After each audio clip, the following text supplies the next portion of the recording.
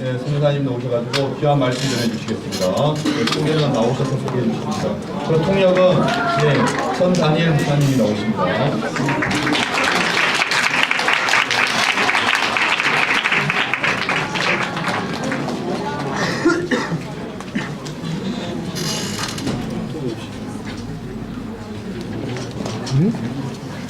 Thank you all for having me here.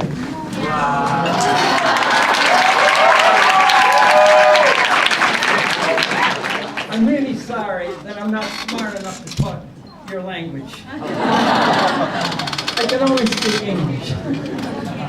But I'll tell you, this was the best chapel service I have ever gone to in my life.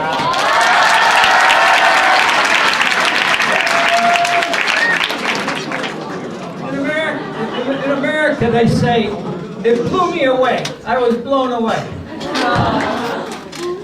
Those that led us in worship, the singing, the keyboard, all the musicians, the dancers, the leader, and I think even you were surprised at the faculty chorale. They were much better than you thought. But I'm very glad to be here. And this is a privilege for me. Thank you for having me, and thank you for listening for just a few minutes. You might ask a question. It would be a decent question. Why would a man as old as I am come across the ocean and want to highlight his trip here by speaking to you in this chapel after you've had so much fun and all? Why would I be wanting to do that? I tell you, I would rather be here tonight than where the wealthiest, richest tourist is. You tell me the classiest place in Seoul, and what could be more fun than this? What could be greater than this? So you asked me, why would a man like you want to keep talking with young people? And it's not just because everybody knows the hope of the world is with you. The hope of Korea is with you. Amen. The hope of the whole world is with your generation. Amen. Everybody knows that. But I've got another reason for wanting to be here and talk with you tonight. It's because you are asking some questions that children don't know enough to ask. And adults are tired of asking. And they're too busy, and they're too bored, and they're too numb, and so forth. You are asking the question, what's the meaning of life? What is life all about? And what's the meaning of my life? What's the meaning of it all? If there was no God, science could tell us about evolution and the Big Bang and how things got started, but we could ask the scientists, the smartest people in the world, but why? And none of them can answer. In fact, some of the smartest people in the world that have gone through physics and all, through the particles down to the God particle and the Big Bang, are saying, that's how it started 13 billion years ago. But why? We don't know. And so people like you and me ask, if you don't know why it all started, how do I know why I started? How do I know why I'm here? What's the purpose of my life? And so it's right at this age, the age of you folks right now, that you are answering life's biggest question. And that is, what's the purpose of it all? And God is wanting to answer you in a personal way. One-on-one, face-to-face. Because He created the heavens and the earth, and He thought that that would be enough to make people love Him and love one another. But it wasn't enough. So then He sent His prophets. And he gave them the prophets to tell them who God was and how much God loved them and how much God wanted to forgive them and how much God wanted to unite them, reunite them, reconcile them, bring them together. And they didn't listen to the book very well. So God said, I'm going to have to send my son. They've got to see me personally. And so God came down to earth as a baby and grew up to be a man. And just for 3 years, he showed humanity, the world, the kind of person God wants us to be.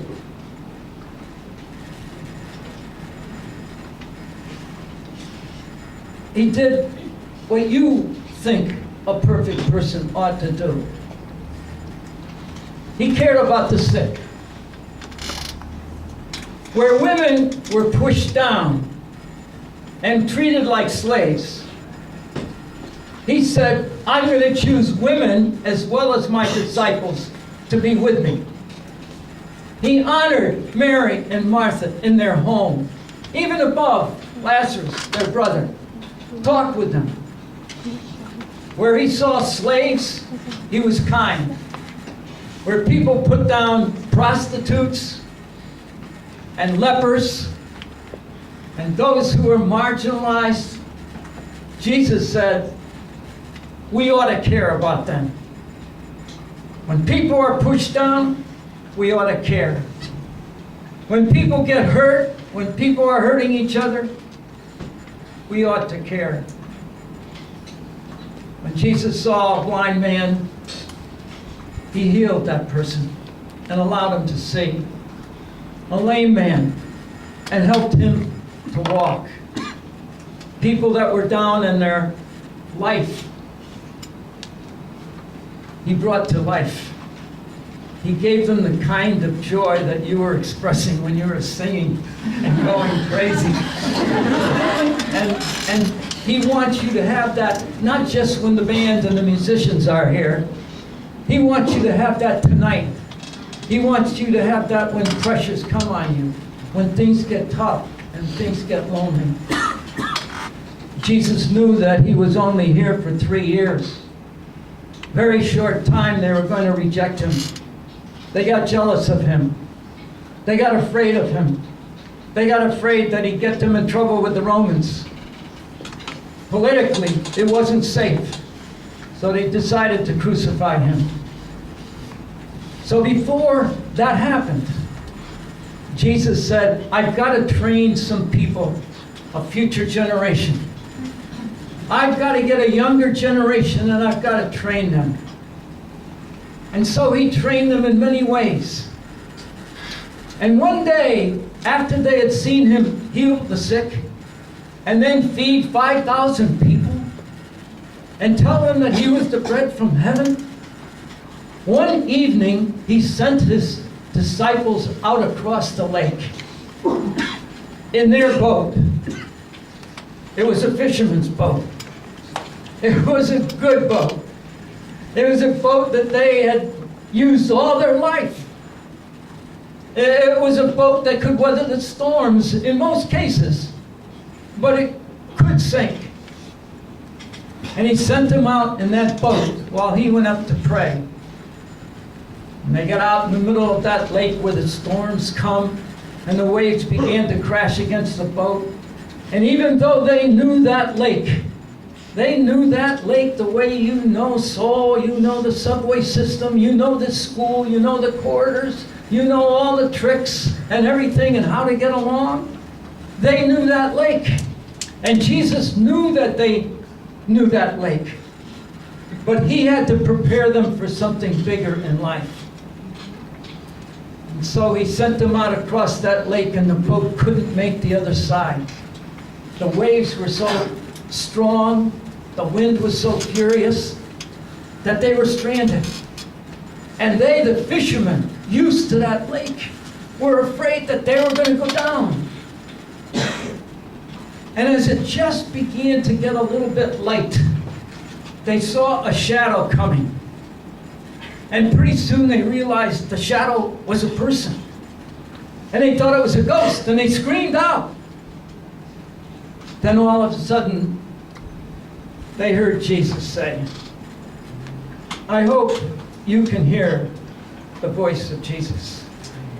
Because when the storms are up, when life gets tough, when you feel too much pressure, when you feel ugly, as our sister was talking about it, as you feel rejected, as you feel teased and taunted, as you feel you can't go on anymore, that's when I want you to hear the voice of Jesus. Amen.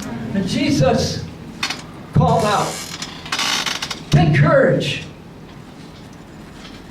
it's I. And that's all you need to hear. It's I. Don't be afraid.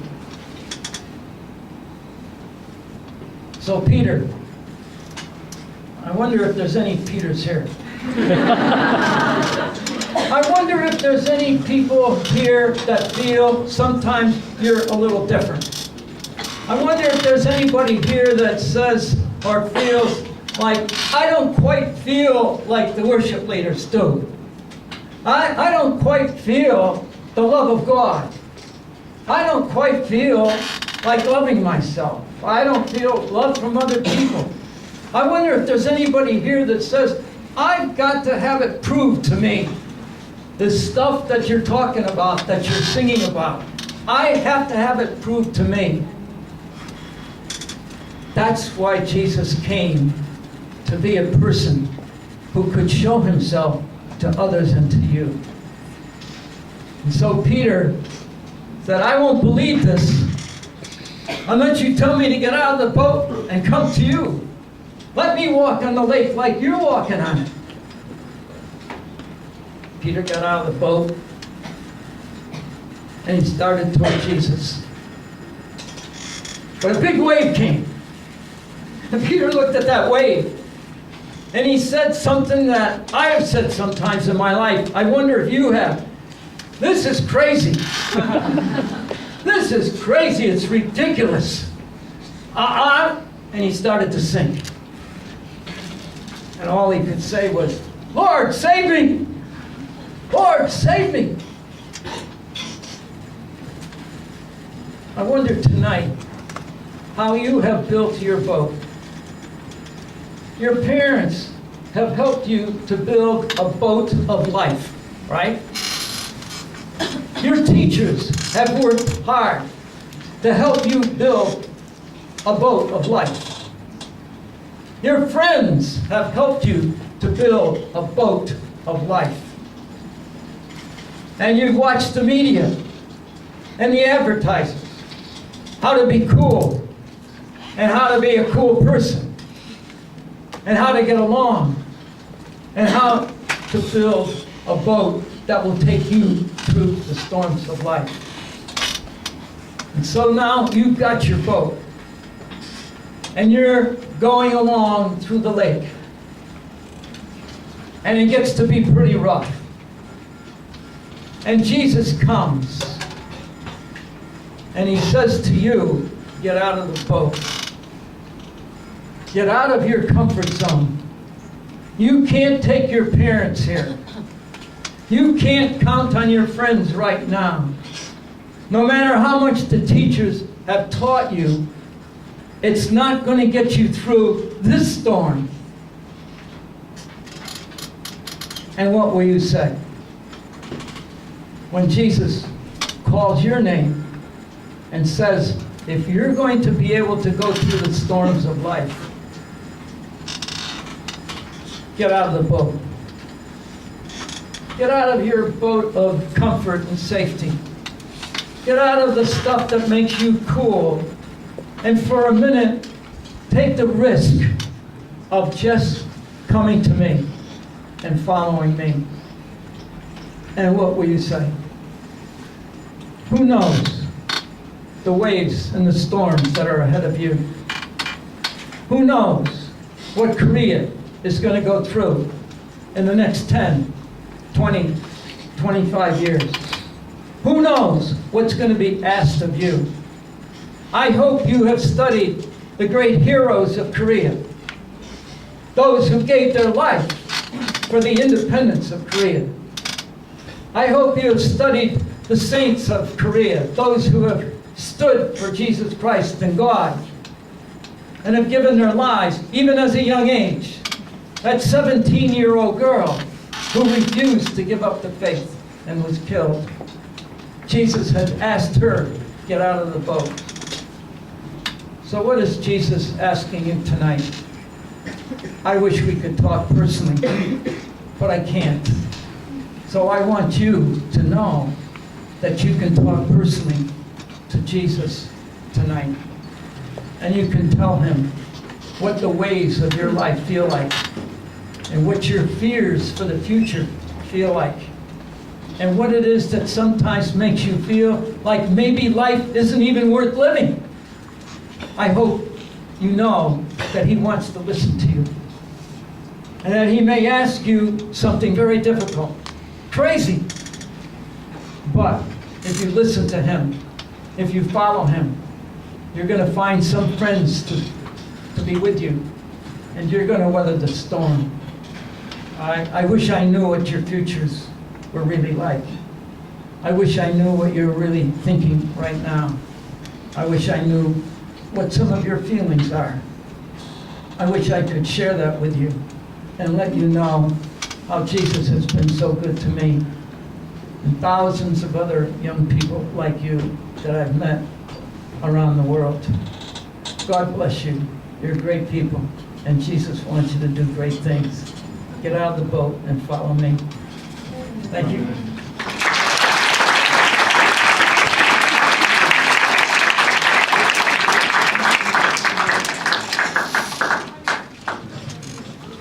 보그만 교수님은 보스턴에 있는 고든 대학에서 계시고요. 60년간 청소년 생활을 하셨습니다. 예, 지금 우리나라 나이로 87세이시고 오늘 중요한 메시지는 뭐냐면은 예수 그리스도께서 폭풍 가운데 보트 안에 있는 배 안에 있는 제자들에게 나타나셨어요. 그러면서 말씀하시는 거예요. 여러분들 지금 살고 있는 것들이 여러분들 살고 있는 삶이라는 게 여러분들 부모가 여러분들에게 좋은 보트를 만들어라. 선생님도 여러분들에게 좋은 보트를 만들어라. 세상은 여러분들에게 좋은 보트를 만들어라. 여러분들은 지금 좋은 보트를 만들고 있는 겁니다. 사실 다른 사람들보다 더 빨리 만들고 있는 거고 다른 여러분들 친구보다 서울외고에 있는 친구들이 저는 더 빨리 만든다고 생각을 해요. 그러나 오늘 말씀의 결론은 뭐냐면은 그 보트에서 그리스도 예수께서는 여러분들에게 내려오라고 도전하시는 겁니다. 두렵죠? 떨리죠? 내 안전된 내 자리에 있고 싶죠? 그러나 그리스도 예수께서는 여러분들과 저에게 말씀하십니다. 그 자리에 있지 말라는 거예요. 더 한 바퀴, 더 한 발자국 나오라는 겁니다. 함께 걸어가자는 거죠. 항상 안정된 자리에 있는 사람들이 안정되어 있는 것들을 가지고 있는 여러분과 같이 똑똑한 사람들이 저는 똑똑한 젊은이들이 안정되어 있는 자리에 내가 안정되어 있다고 생각하고 거기에 앉아있는 것 자체가 저는 죄라고 생각합니다. 도전하십시오. 세상은 어떻게 변할지 몰라요. 그러나 하나님께서 여러분들과 함께 하실 겁니다. 계속해서 여러분들 용기를 가지시고 그리스도 예수께서 주신 그 용기를 가지고 이 땅에 도전하시고 다시 한 번 더 크리스찬으로서 아니면 이 땅의 젊은이로서 여러분들이 세상을 향해 나아가시기를 주님의 이름으로 축원합니다. 아멘. 우리 함께 기도하겠습니다. 우리 기도할 때 세상에서 안정된 자리를 찾으라고 그러고 또 안정되어 있는 것들이 사람들이 요구하는 또 사람들이 말하는 그런 안정된 자리에 여러분들이 가라고 합니다. 그러나 그리스도 예수께서는 우리에게 말씀하십니다. 여러분들이 필요한 자리, 여러분들을 필요로 하는 자리에 가서 여러분들이 엎어지십시오. 그 자리에 가서 여러분들 인생과 여러분들 삶과 여러분들 비전과 여러분들의 꿈을 그리스도 예수께 드리는 저와 여러분들의 인생 되시기를 소망합니다. 이 시간 우리 함께 기도할 때 하나님, 주님께서 이 땅의 두려움과 이 땅 안에 있는 내가 작아질 수밖에 없는, 또 나를 보는 많은 눈초리도 있고 내가 내려앉을 수밖에 없는 내 마음이 있습니다. 그러나 하나님, 내 마음을 붙들어 주시고 내 마음 가운데 힘을 주시고 예수 그리스도와 함께 물을 걸어갈 수 있는 용기도 허락하여 주시옵소서. 이 시간 함께 우리 주님 용기를 주시옵소서. 이 땅에 좌절시키는 나쁜 영이 있다면 주여, 우리를 좌절케 하는 영이 있다면 나사렛 예수 그리스도 이름으로 명하노니 물러갈지어다. 물러갈지어다. 이 시간 우리 함께 우리를 좌절시키고 우리를 낭만케 하고 우리를 필요 없는 존재로 생각하게 하는 불신의 영, 불안의 영은 물러갈지어다. 마음에 용기를 달라고 함께 우리 기도하시면서 우리 비전과 꿈을 주님께 드리며 거치고 힘들지만 그 길을 걸어가겠습니다. 이 땅에 필요한 젊은이가 되겠습니다. 이런 마음을 가지고 이 시간 한번 같이 주여 한번 외치고 기도합니다. 주여! 할렐루야. 아버지 하나님이시여, 주여.